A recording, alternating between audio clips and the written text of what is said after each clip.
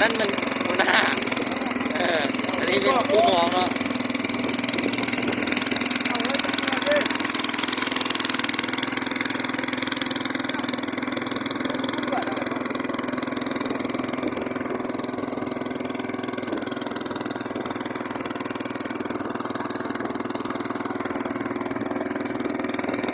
ทางลำเงิม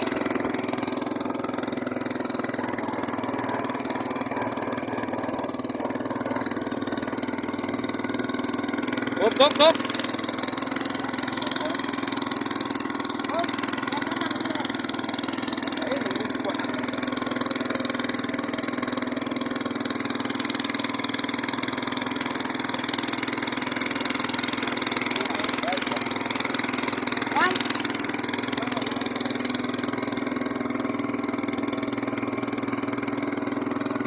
ตอนนี้กำลังทำบ้านแล้วก็ยังพอกินอยู่ ได้พออยู่พอกินทีมงานพาลุยได้เต็มฟูม